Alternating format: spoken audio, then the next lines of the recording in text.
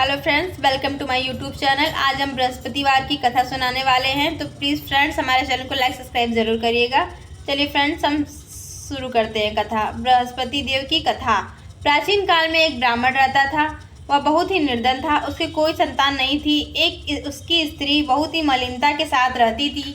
वह स्नान ना करती थी, किसी देवता का पूजन ना करती थी और इससे ब्राह्मण देवता बड़े दुखी रहते थे। बेचारे बहुत कुछ कहते लेकिन किंतु उसका परिणाम कुछ न निकलता। भगवान की कृपा से ब्राह्मण की स्त्री को एक कन्या रूपी रत्न पैदा हुआ। कन्या बड़ी होने लगी, प्रातः स्नान करके विष्णु भगवान का पूजन जप करने लगी, बृहस्पतिवार को व्रत करने लगी, अपने पूजन पाठ को समाप्त करके विद्यालय जाती, अपनी मुट्ठी में जौ भर लेती और पाठशाला के मार्ग में डालती जाती। तब ये जौ स्वर्ण के रूप में लौटते समय उनके बीन कर अपने घर ले आती थी। एक दिन वह बालिका सूप में उसे सोने के जौ को फटक कर साफ कर रही थी। उसके पिता ने देख लिया और कहा कि हे बेटी, सोने के जौ के लिए सोने का सूप होना चाहिए। दूसरे दिन बृहस्पतिवार का दिन था। कन्या व्रत रखकर बृहस्पति देव से करने लगी और कहा, मैंने आपकी पूजा सच्चे मन से की है तो मेरे लिए सोने का सूप दे दो।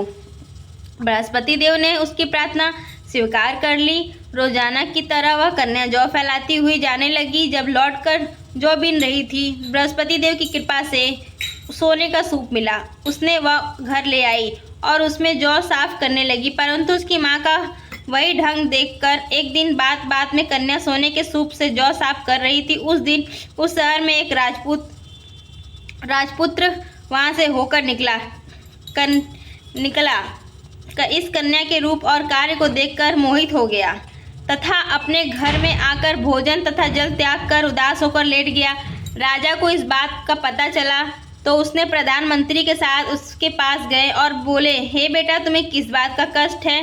किसी ने अपमान किया है अथवा और कोई कारण है तो मुझसे कहो, मैं वह जरूर पूरा करूँगा तुम्हें प्रसन्नता करने के लिए। पिता की राजकुमार ने बात सुनी और वह बोला, मुझे आपकी कृपा से किसी प्रकार का दुख नहीं है। किसी ने मेरा अपमान नहीं किया, परंतु मैं उस लड़की से विवाह करना चाहता हूँ जो सोने के सूप में जौ साफ कर रही है। यह सुनकर राजा आश्चर्य में पड़ गया और बोला, हे बेटा, इस तरह की कन्या कहाँ है?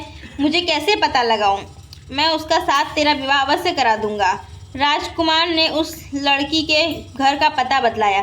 तब मंत्री उस लड़की के घर गए और ब्राह्मण देवता को सभी हाल बतलाया।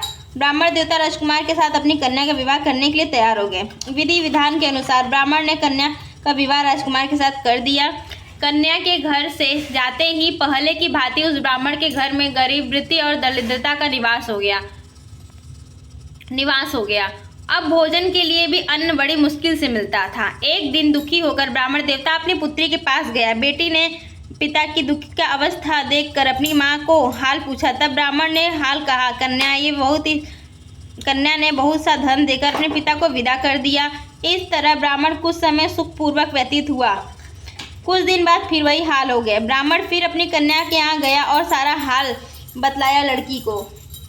लड़की बोली, हे पिताजी, आप माताजी को यहाँ लिवाओ, मैं उन्हें सब कुछ बता दूंगी, जिससे गरीबी दूर हो जाएगी। वह ब्राह्मण देवता अपनी स्त्री को साथ लेकर पहुंचे और अपनी माँ को समझाने लगी कि माँ, तुम प्रातः काल उठकर स्नान आदि प्रार्थना करे भगवान विष्णु का पूजन किया करो, सब दरिद्रता दूर हो जाएगी। परंतु उसकी माँ मानने को तैयार ही नहीं थी और प्रातः काल उठकर अपनी पुत्री के बच्चों की जूठन खा लिया। उससे उसकी पुत्री को भी गुस्सा आया और एक रात कठोर के साथ सामान निकाल दिया और अपनी माँ को उसमें बंद कर दिया। प्रातःकाल उसने निकलकर तथा स्नान आदि करके पाठ करवाया तो उसकी माँ की बुद्धि ठीक हो गई। फिर प्रत्येक बृहस्पतिवार को व्रत रखने लगी। इस व्रत के प्रभाव से उसके माँ बाप की बहुत ही धनवान और पुत्रवान हो गए और बृहस्पति के प्रभाव से इस लोक के सुख भोग कर दूसरे लोक में स्वर्ग की प्राप्ति हुई। तो बोलो विष्णु भगवान की जय, बृहस्पति भगवान की जय, सब बोलो भगवान विष्णु की जय। जय लक्ष्मी माता। प्लीज़ फ्रेंड्स मेरे चैनल को लाइक सब्सक्राइब ज़रूर करें।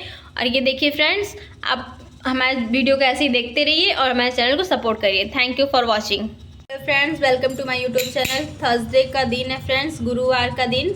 तो आपको विष्णु जी की आरती जरूर सुननी चाहिए और गानी चाहिए। आपके घर में सब प्रकार के दुख दरिद्र खत्म होता है और लक्ष्मी का आगमन होना शुरू हो जाता है फ्रेंड्स। चलिए फ्रेंड्स, हम आरती शुरू करते हैं। आरती शुरू करने से फ्रेंड्स पहले मैं आपसे ये विनती करूँगी कि आप मेरे चैनल को जरूर लाइक और सब्सक्राइब जरूर करें। चलिए फ्रेंड्स, आरती शुरू करते हैं। ओम जय जगदीश हरे, स्वामी जय जगदीश हरे, भक्त जनों के संकट क्षण में दूर करे। ओम जय जगदीश हरे, जो धावे फल पावे, दुख बिन से मन को तू, सुख संपत्ति घर आवे, कष्ट मिटे तन के। ओम जय जगदीश हरे, तुम करुणा के सागर, तुम पालन करता, मैं मूर्ख खल काम, कृपा करो भरता। तुम हो एक अगोचर, सबके प्राणपति, किस विधि मिलूं दया मैं तुमको, मैं कुमति। ओम जय जगदीश हरे, स्वामी जय जगदीश हरे, भक्त जनों के संकट, दास जनों के संकट क्षण में दूर करे। विषय विकार मिटाओ, पाप हरो देवा, श्रद्धा भक्ति बढ़ाओ, संतन की सेवा।